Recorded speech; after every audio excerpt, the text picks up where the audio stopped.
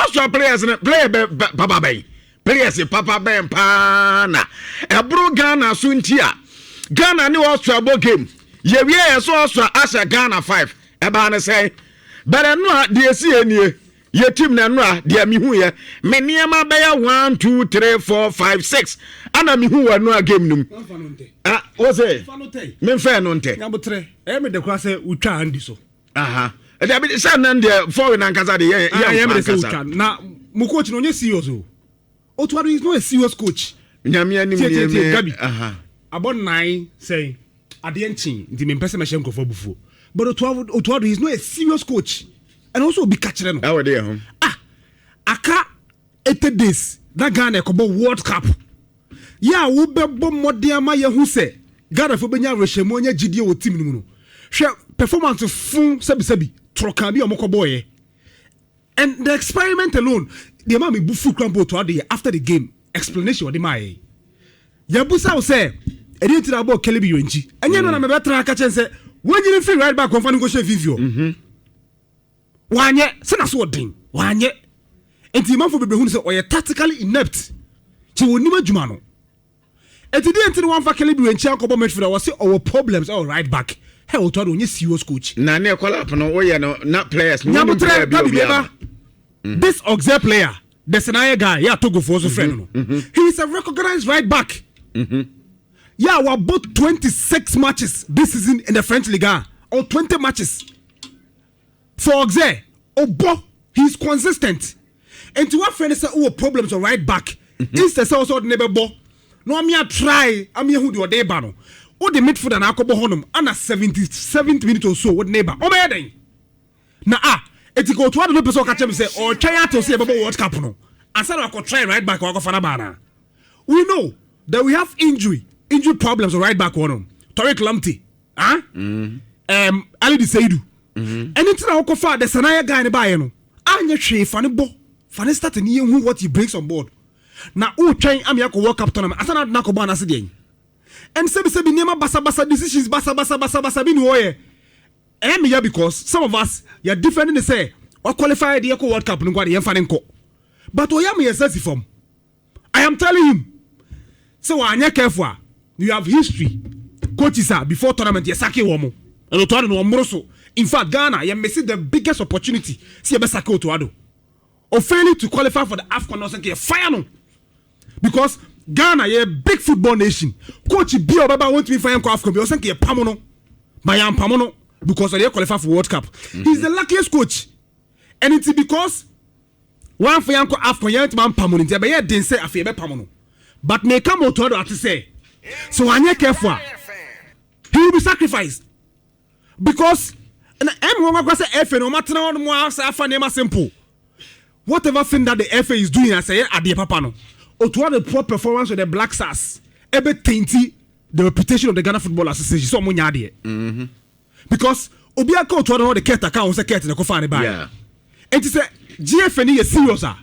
You have to be serious on Otto. You know, Ante, Adia ne ha me pa yes. No boy na ya boy no. Me who game plan bi o. Ana me who style of formation bi a asia bo. Yes. And no asia bo ni tinko sa. Me who game plan. 80 days to the World Cup. And you need game plan. You need game plan. Now your best player Antoine Semenyo ni nambo mu. Unim say at the you should know at the point Antoine Semenyo. Obi e number 9 or ye forward no. Utni ba na chia be defend be boa Derrick Con. Me dwena ho sana me ntia say na coach no touch line wo ye den. Jordan are you? You free kick or defense half crown on be effective. Coach no touch line wo ye. Obi a wo kwanim. Exactly. Na effective play no. Wo ball eba ye penalty ya boss one man ye say ye line na me dey say so kra na Jordan aba be gina so be ball kick. Na why dey enfa ball no man we. It coach no touch line dey no catch any players no. So to no one yard one come here because we are serious about this World Cup. Austria. Yes, Austria has good players. Even both German Bundesliga, Leipzig, Dortmund. They have some, quality players in terms of their clubs or mobile Europe. But Gabi, say Ghana Black Stars better now. I'm Austria share 5. There's no justification for this. But you see, and Otto the team, they should be ashamed. So when you see a Kodia Grow World Cup, I'm telling them today. So man, you're careful. Otto himself, they will sacrifice him. 2018 before tournament, Spain coach went almost no. Have you forgotten? Yeah, make up. I think Lepetegi time, no? Yes. They sacrificed the coach. Me Ivory Coast. And a coach of the Ivory Coast started AFCON tournament. He was fired. They'll be replacing his join the tournament to Andy AFCON. Yeah. And to what net and say, oh, I can't eat this. Your co-worker, but in Niana Mekodia, he's joking. And he must be serious. And then Ghana for conversation. Tell my friend Princess or Metram, no more. Magana need Bianca Saria. Ghana for more brand new. Na and that's so no. In fact, I am more dear. Where they are proper, their mom, no man, customer, but not more baby. Na President, Meba, so bet I didn't hear. Me say, and no, I'm President Bissasa, sa teamer. Who's a one player there because we be our exceptional players with the team. I didn't think I won't build a team around that player, those players, you know. Send your bear on be effective who play no. Just at the end, yeah, one now, I papa, yes, yes. Yeah, the papa, yes, you build a team around them. And so we see your best player currently, and your best players currently. Antoine Semenyo Fatah Shaku. Yeah. We've not built the Black Stars around them to give their all. I know many names. And I'll always mention the golden generation of the Black Stars team. I mean, after 2000 team, yeah. Muntaribo Inter Milan or Yadi, or Black Stars or Yadi. Michael Essien Chelsea or Yadi, or Black Stars or Yadi. Stephen Appiah Juventus Fenerbahce, or Black Stars or Yadi. Antoniana Black Stars in the club side Oyade. Asamoah, even when he was playing in China, he was our best striker in the Black Stars. So my point is that I didn't think the to me enya or to build team around our best players for them to give their all. And Semenyo Ebo partial goes Man City, Bournemouth. And so Bobo Black Stars has a more boy man who a debut at my present. Yeah, Gabi. Michiano pay. Me also my minty na Nadia many abre. And then the Nibiaba because your Black Stars team now you prepare for the World Cup. You receive a lot of money to prepare them for the World Cup. But the Momo Kayana and their fans, supporters to join them in the US, Canada, and Mexico. It is a coach now do minimum. Any idea yeah. You before say you best started friendly. I was part of the people who were in support of Otto. Say what qualify Ghana to a World Cup for the second time. Yeah. That alone enough justification say I call World Cup. But in preparing for the World Cup, you are going to meet the top coaches in the world. Yeah. The top coaches when Thomas Tuchel, the Champions League and the World Cup. Yeah. Rafanik ya ohunu na yi oba ma yu na amfa Ranik ya ohunu to adu amfa but so could generally na ko 5 goals it tells you that you have nothing to do with the Black Stars ontimi to adwuma so and sisi ameti is o ka me say me will power na say me decided the ekwe World Cup now I will never take to the World Cup and you know the ma asem ne ya kura ne say ni communication or the bar outside no yes look at asem o kan say I don't read the social media comments. What that's more kind. Yeah, boy say you qualify, you call World Cup, you na. You some things wrong in the team. Over players out of position. The performance is so bad. Now you're complaining. Or to catch yourself on fire. Ghanaians thoughts now you put it out on social media. No, he doesn't care. And you're on a scare. And so he's detaching the fans from the team. Oh yes, sir. Fans na you never see a day boom near support team no. But so we na come fit team no. Because coach now dey any money say on fire ho. As ade a you na ye try you say enye no. O say on fa no ho. Which so the right way put na no aka say we the right way na fans na and support o. So o dey o say on social media. That is whole preference. Person by sad no. But whether he likes it or not, he has to consider Ghanaians' opinions. Okay. Also gauge the mood of the country. Say then I'm moving fine, moving for born a year bon. A year and answer a year. And also can be. And also can team building. Of course. But to other person say on first annual money now. And more kono why am na be kwa dino machi aye de dio machi say na be the score other teams no. And see another conversation.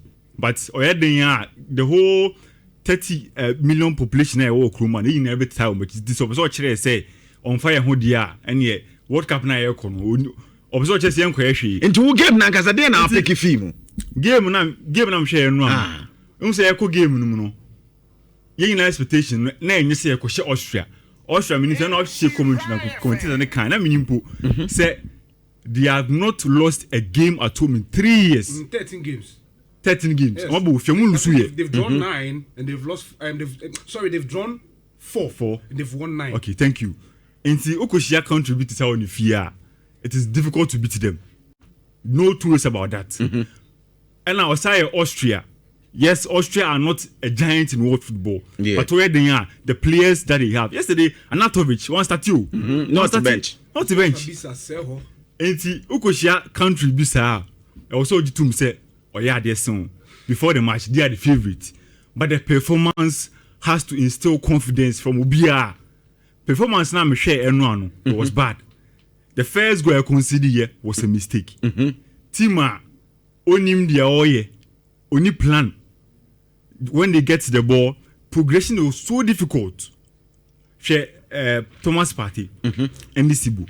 Boni bedi Partey wa, ono Partey was so progressible. When Timam progress here, there's no other outlet in the team that can progress the ball for us. So yeah, Prince Kobanana Obo number 9, he was isolated. Oni obi on the link up. Semenyoji ba in the strength in so on drive forward.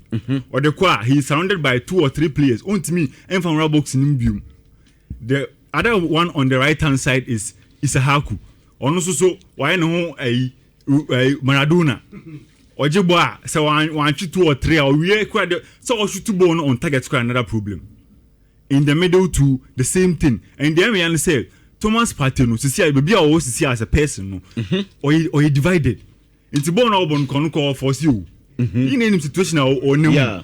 If you don't try to figure the best out of a player like Thomas Partey, because then Samika Sane say he's combining 2 things. Ono Partey no, I was say attacking or jibo. Yeah. Ono Partey I was say or progressive. Which are Medford ni yafa destroyer back ni yafa creative back with the account the destroyer or quiet attacks now. No they are creative players. Say no be obeti creative obele passes no. E they are ya front. But ejumane burun so. Ejumane burun so too much. And who what unim way na. So if you have Caleb Jirenchi, Obon Nojina him said the guy is so good in the middle. When you born attack it, when you progress it. On ball easily. So you play him in the middle, you play Sibo alongside him. Partey now when him say he's the best creator in the team. Last time no see you. Meaning player on him ball chance creating Partey. How effective when they are going forward. Or they are going forward. Until you play Caleb Bianchi, you push Partey forward. Because on the day no, you've also missing other players like Kudus Mone Inakimu. Yeah. So why play Jordan? So and now go no share. We should start now. Black Stars expected goals XG was 0.53%, 0.53. Our form into go now share individual brilliance no share goal. And you go team no a produce here out of open play. Ya pass him away. Na create chance. The man here Gabi and they say Austria born no boy no. If I say chika gear 1. Boy, there. And no, because no for the ball pan on my boy. After Ben pan on my boy, so me say like how the first goal, I can like how when a penalty you buy. And no boy, and the second goal, Caleb when she mistake. They also are miscontrol. And no boy, team organization in yet. Yajibo near progress here. Say a be organizing who ye na players in the be say wage na say wage ma wage one way anyhow. Ye defend ya say who team organization bia and also many names say no try na any boss PS no Austria me boss PS Gabi what observe say in all honesty Black Stars in the last 2 years we've not improved in any way. You see but the way they so yeah but match on the fanfare around the team now say yeah share who cry na keto kroku dwananum and Germany we fear no foe and maybe a champ get me Germany boy an idea or your confident. What did you see in this team? For which reason they are okay? Oh because GD or Black Stars moment in Germany above. Hey football anything can happen. But in the last 3 years this Black Stars team especially under Otto has not improved. Even when we were winning our World Cup qualifiers. Ball full ball and times and an ball. Huh? And to hear Mamenka Samancho Gabi. And now the only bright spots in the team 2 players. Omuma kan you know biabo wata. Number one, goalkeeper Lawrence Atizigi. Yasi conceded 5 goals because he made some crucial saves. Yeah, Ebia and Kanyesa saves and Kebianka can results never worse than the Ekosi. Number 2, Prince Adukabena, fantastic young chap. And Utumi say, the potential to lead the lines for the Black Stars may. Yeah. As a modern retire, may there be a replacement. But I think he's the potential. He has the future. Yeah. And until the name is Yaso Otto. Okay, on 2 occasions. See a bobo on 2 more. No, they are far. Kelvin Dansone, the other, the partner on any bone. But on your full control to be more born in Tottenham. Yeah. It's now saying Otto congested that area, Emma Boy, by introducing Antoine Samanya as an auxiliary striker. Otto no Juma. Because this is maybe coming your coach in the teacher who say I was a woman to answer Semenyo Kano, Semenyo and what ding, or 2 Kutabo, Tibo and Bassan, who may hino. Meboa. Nakwa boss Semenyo on the cheek. O de Jordan and Bonana Semenyo left flank. And I always in the time to the extent that Antoine Semenyo is a striker and a best striker currently in Europe. Bo Betcher on the bad defender about the recon. Look at this joke. And coach with the touchdown now. The plan answer. Plan no the call game man fa into no. My rating players no. Oh, personal rating. Yes. Okay. Medical bo Lawrence Atizigi about Kelly Brenchi. We disappointed me, but it's not his fault. And now me be catch them. Position. Fifi analysis na be catch and say, "Ma who say Fifi na ko Fifi de Otto Fifi be catch Otto de ne ko number 2." And I catch say Otto ya brand the number 2 ko to me feel. Ma me nchire me de wo mu ni. Enya se calibrate no o mo akire da. De tie ni team no. Wabo akire. Ba ni team obo die meba. Obo center pair. But enya right back. Me pese ye clear. On even in midfield he plays as a defender. What me as a defender. But enya the right side no. In recent times. Yanya versatile player in the shape of Michael Essien. Ultimate body defense apart from number 5 rather. Yes, of course. But Oteda say a bobo on your favorite position. Ya mane mo ni na ko number 2. I didn't say BBS. So Michael Essien ko number 2 a. Na bia Kedira oho, Zabi Alonso oho, mo no new option. O say ene abalo onya de ko bo ho mami. Ana bia I Portugal number 3 na obo Real Madrid. David no so number 3 ba Portugal ni no. Now Mourinho dropping was say Mourinho ko ball 3. Mourinho will do that because he has a lot of options in midfield. Ebia Chelsea Balak or Michael Essien, Makelele. And tell you number 2 Paulo Ferreira printed a question mai. But what he be that? Secondly, we no bet my bomb for creating that or bet my that flexibility. We say you know for and the explanation he gave is so funny. Otwado who your papa say your problems are right back. Abro afre Marvin Sanaya 20 games for Auxerre this is in the French Ligue 1. What need to bench?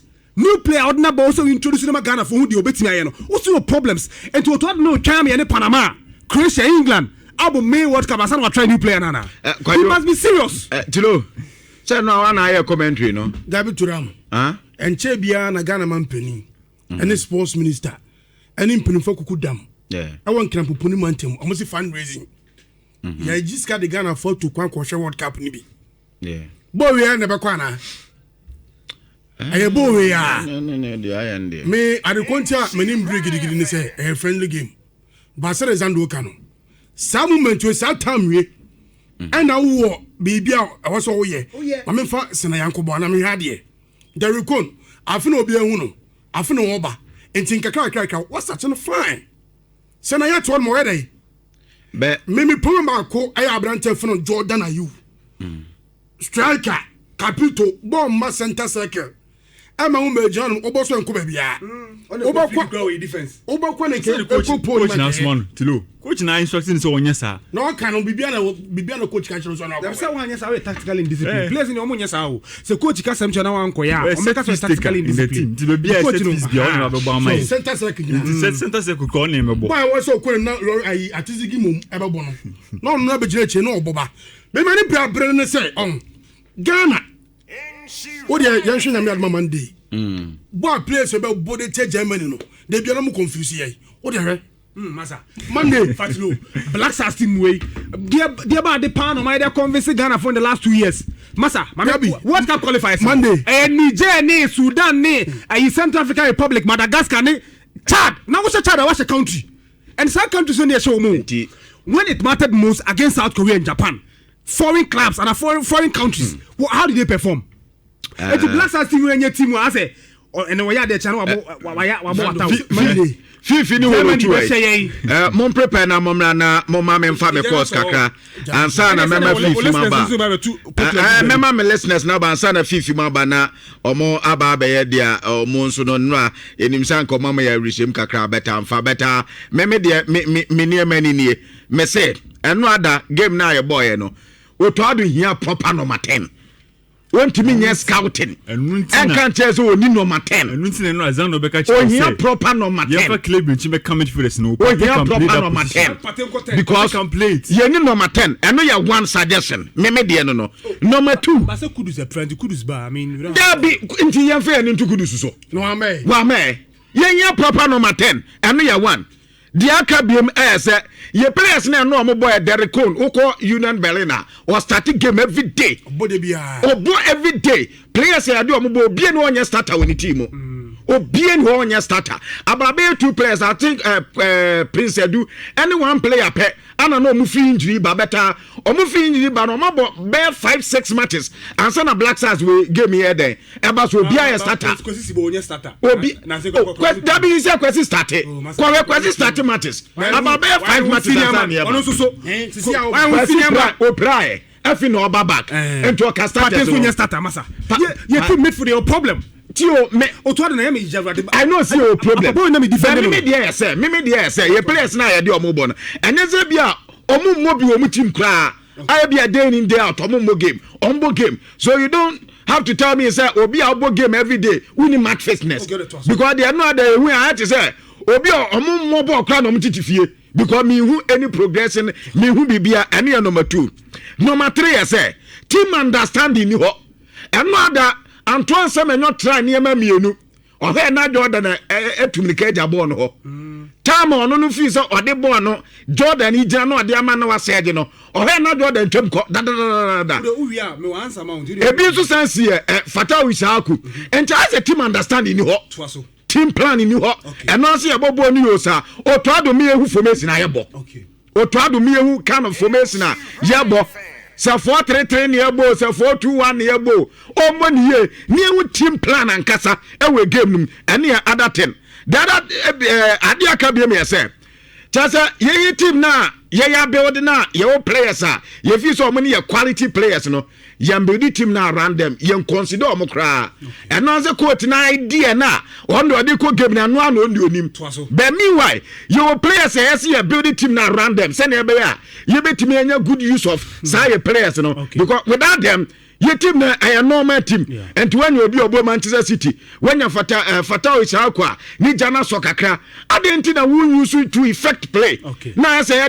ye plan na ye de ko eno anu no me de sa na ma we na mi hia ye pass o to ado ebe ya ansana ye be ko World Cup ayako about 9:56 and I watch us in football observation here spot on ba woni mo answer o answer ni OTTO ADDO Otuado. Now also Ghana here number 10 me go find number 10 brother. Say there's disconnect in the team. There's no team cohesion. Me ensure team cohesion. Say we don't build the team around our best players. Me build the team around our best players. Otuado is gradually telling me say the amount focus on inept no ko. Ma memfa me course na fi ni e Ibra. Na technical team you dey 5 back on. Ani aje 5. 03220 83581 83582 83583